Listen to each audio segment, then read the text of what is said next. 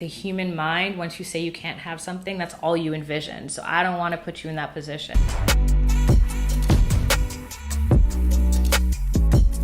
Hey, it's A back on your screen with another one. I hope you're all well. As you can tell from the title, today we're talking about high vibrational foods. I haven't done a nutrition video on this channel in a long time. I'm really excited to talk about this topic with you, especially since it's been a minute since I did the ABCs of nutrition. If you know, you know. Those are a throwback series that's no longer on this channel. I got click happy one day and started deleting over 200 videos. Kind of regret it now in hindsight, but it's whatever. Let's stay on topic today. You clicked because you wanted to learn about foods that are gonna boost your mood, your energy levels, what's good for you. If you ever had the itis or you have a lot of sleepy days lately like me, these are the foods that you wanna up the ante on so that you feel more energized throughout the day.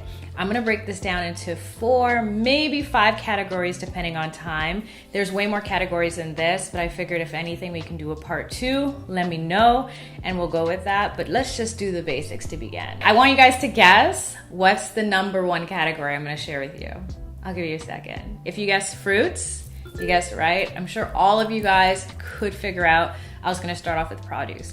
Fruits are really good because they're high in antioxidants, vitamins A and C, things you need to keep your body strong. The thing about high vibrational food, it's not just the energy that you get at it, which hopefully keeps you stabilized at 62 to 75-ish megahertz. What it does when your body is processing it. The reason why I chose fruits to start with, because it's the most basic and obvious, but also a lot of fruits are high in fiber, or things that are gonna help with inflammation. Anything that helps with your digestive system, helps ease the process of breaking down foods, is gonna be good for you. On the other hand, of course, processed foods, things that come in plastic wrap or cans, that type of thing, your body's gonna have to work harder, i.e. eat up more energy to break down and sometimes discard because there's not that much nutritional value in it. And that's why you might feel drained from Jollibees versus from having some berries. Now, don't get me wrong. I love me some Jollibees, some Popeyes. If you've seen the vlogs, you know. Your girl likes to go out and eat. When I'm at home, I try to balance out throughout the day, not just a cheat day, but throughout the day. If I'm gonna have dinner tonight out, let me eat really clean throughout the day. But we'll talk about that either later on in this video or another video. Fruits basically have everything you need. I would never recommend doing a fruit cleanse. I tried to do a juice cleanse for 2 days. If you've ever tried it before, you know how that goes. But what's so great about fruits is they're very powerful when it comes to powering you up. Think berries, whether you're blueberries, strawberries, raspberries, black currants, or you can go for in-season fruits. I'm not a big proponent of organic food. We'll talk about it another time. I know it's gonna be very polarizing because a lot of people who have the same degree as me have different ideas about organic. I will say it is very, very important to make sure that you have different types of dietary fiber in the form of fruits to really help process other foods along the way. Moving on from fruits, the next very obvious category would be veggies. I mean, I don't know if it was 2010 or 11 where Canada's food guide changed from fruits and veggies to veggies and fruits. No one even noticed that change. But the reason why they swapped it around is because veggies are more important in your 7 to 10 a day versus fruits because of the nutrient value and its ability to help cleanse out the digestive system. Like I said with fruits, it's very essential that when you're consuming something, it's not just for the energy that is burned, consumed while breaking it down, or received from processing it, but also the cleansing effects or other benefits that happen while this food is flowing through your digestive tract. The great thing about greens is that they offer a different biodiversity in your gut. They say it takes about 7 to 10 days. I think it takes a little longer to change and flip over the biodiversity of your gut. We'll talk about that in another video because a lot of people want to know about the gut, bloating, how to prevent it, all that good stuff. But for the sake of today's video, dark leafy greens. I hate rapini, but I eat it from time to time because I know the benefits of it. I much prefer romaine lettuce or kale in my smoothies or spinach. And that's another trick. If you don't like eating veggies, find a way to make it work for you. When I worked at a middle school, I would sneak it into the lasagna, into the pastas. I'd even make quesadillas packed with veggies with cheese because kids can't tell when there's cheese on top. I'm not a big proponent of dairy. Again, another subject for another day. But if you're someone who's trying to introduce healthier foods, because it is, after all, a healthy eating lifestyle. It is a process and a journey. You're going to have to find ways to incorporate it until you can tolerate it. There's foods 10 years ago that I couldn't stand that my palate is now changed to maybe not so much like or love, but I can tolerate it in a way that I was just like, this is disgusting. I took the yuck out of it to make it okay. We're moving to yum, but we're not quite there yet. So that's a really good way to help you ease into eating healthier and cleaner. Category 3, nuts. I love nuts. Seeds I'm warming up to. Hemp hearts are something really good to sprinkle on top of a smoothie or a salad. I sometimes put flax into my pasta sauce just to give it a little extra zhuzh. These types of things add proteins, omega-3s, other essential nutrients that you need on the daily that you may not be getting, especially if you're on the road to recovery or trying to become healthier with your eating habits. These are really good because they also help with hormones. I watched a couple high vibrational food videos just to see the tempo, the temperature of what's out there, and no one really talks about the importance of having foods, and something else that we'll add at the end of this video, to balance your mood. So much of what we eat impacts our mood, and our mood impacts our emotions, which impacts our energy levels throughout the day. And as a woman especially, because you know how that goes, it's very important to have your hormones at a balanced level, making sure that you're monitoring if you have thyroid issues, that you're seeking professional help. There's so much there. Again, I don't want to go off too deep in any direction, so if you want a dedicated video on something like hormones and food, let a girl know. All you need to know for the sake of today's video is that nuts are another thing that are really good. They can also sometimes, not all the times, because as much as I'm not big on organic, I'm also not big on veganism, which is going to be very controversial. But what I will say is, if you do want to get additional proteins, you can get them from nut butters or whole nuts or lightly roasted nuts. Seeds can be a moderate source of protein, although when I usually add seeds to something, it's for a different benefit. Okay, we're doing good on timing. I might be able to add 3 ways to incorporate high vibrational eating into this video. We'll see. The 4th thing is fermented food. This one is a love-hate for me because I'm not about that kimchi life. No. But I don't mind yogurt. Even though I'm not big on dairy, I don't drink cow's milk. I think it's gross. It's oat milk and almond milk all day, every day. It's very important to have fermented foods in your daily regimen, especially if you're on your cycle, if you're emotional.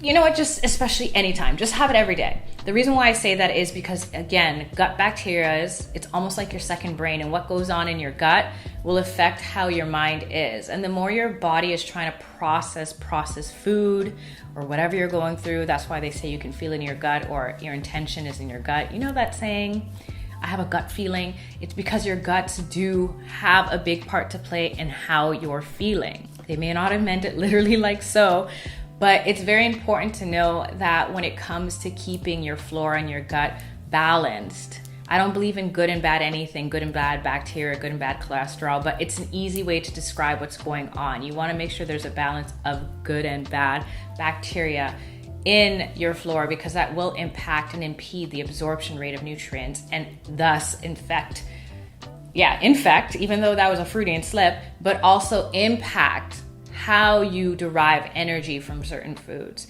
If there's too much going on, the bacteria is going to yam up all the nutrients. Wait, let me not use let me say that properly. If you have too much of a certain type of bacteria, it will consume energy and thus drain you.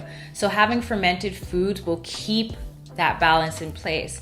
If you can't do the kefir or the yogurt or the kimchi, or there's something else that I remember I tried and I'm like, never again. It's not tempeh, it's something else. But if I remember it while editing, I'll put it over here. There's a lot of fermented foods out there, okay? It's not really big in Caribbean diets, I've realized that. But there are ways to, like for example, I have coconut kefir in the morning. It's not bad. It's kind of like a yop. You know, yop back in the day, you used to have it as a kid on the playground. That's a really good way to balance out the bacterial composition. Or if you prefer, you can pop a probiotic pill. There's so many on the markets. There's ones for anything. I was gonna go through a list, but we'd be here all day. You can definitely find a specific probiotic for you. Find the ones that are refrigerated. Yes, they are more expensive, but that's because the refrigerator's keeping the cultures alive. You need to have that. And I think you need at least 10 billion cultures. I always say natural first. Supplements is just if for whatever reason in your diet you can't get something, whether due to an allergen, a preference, if you have a certain dietary restriction, whatever it may be. But if you can, always seek out what you need from the food first. Foods have this magical way of having components in them, properties that will help absorb different nutrients. If you have, for example, let's just say yogurt, there's going to be magnesium and calcium, and magnesium help each other when it comes to building your bones, and they're also good with phosphorus to help with cellular synapses. There's a lot going on in my brain. I can't believe I remember all of this. I graduated a decade ago. I'm glad that it stuck because that was a lot of schooling and a lot of money. But there's so many things when it comes to nutrition that it's like, wow, everyone needs to know this, not just someone who decided to specialize in it, because this can affect and change your life. Let me not go on my soapbox. Continuing with number 5, spices. I wanted to wrap up with this today because it's so overlooked. And it's insane. I learned this kind of off on my own after graduating just because I wanted to get into the holistic side of nutrition. Turmeric, ginger, cayenne, cinnamon, black pepper, cloves. Maybe not all together, but I've done that before. Depends how you do it. It won't be that bad depending on how you do it. But something like a fireball or a golden milk latte, chef's kiss. I am telling you, that is a game changer. Whenever I'm feeling lethargic, under the weather, like I'm gonna catch a cold or I have a cold, having a fireball, which is cayenne pepper, lemon, turmeric, ginger. Yo, it burns going down, but it's solving a problem. Just like honey is really good as an antiseptic. It's not technically antiseptic, it's antibacterial, but you know what I'm saying. There's so many foods out there that have a natural way of solving a common problem. If you go out and seek it, and a simple Google search will help you. But what I love about spices, especially since I love my food flavored, is that it's a great way, again, to help with inflammation, which is a cause of so many diseases and disorders. And if you don't have a disease or disorder, it's good to control and reduce inflammation to prevent them. And also because whenever your body is dealing with a response like inflammation, it's kind of a state of shock. It might be a mild state of shock, but it's still your body trying to alleviate a situation or deal with something. Just like when you eat a very heavy meal, the reason why you feel drained is because your body's working hard to break down whatever it is that you've consumed.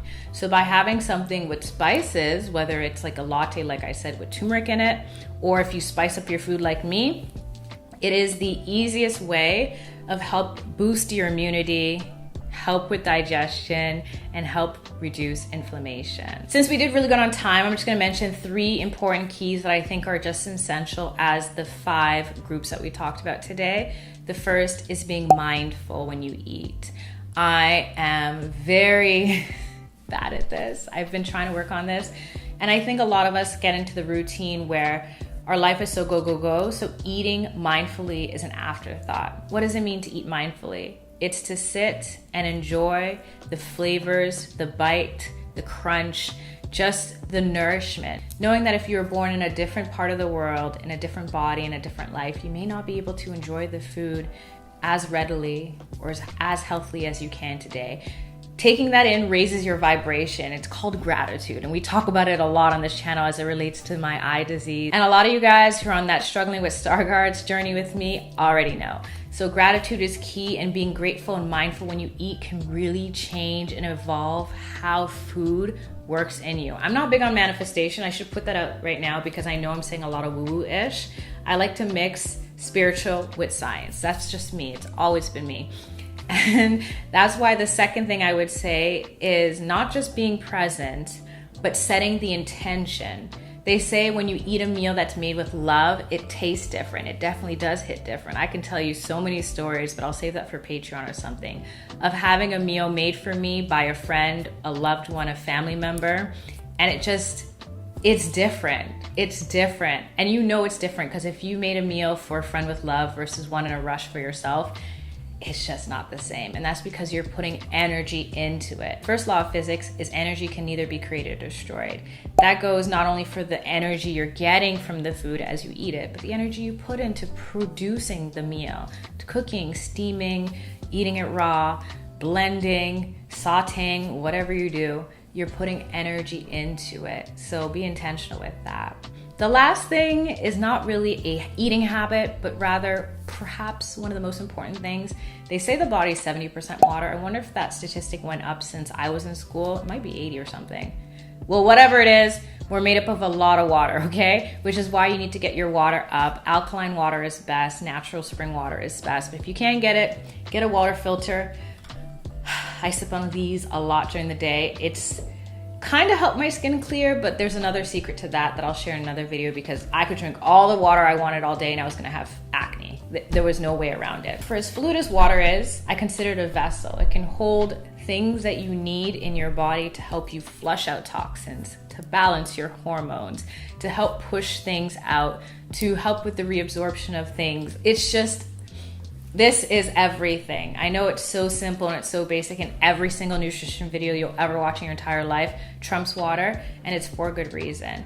I wish I knew earlier on in life the health benefits of water, because growing up I hated it. Give me a ginger ale or a ginger beer or some fruit punch or orange juice.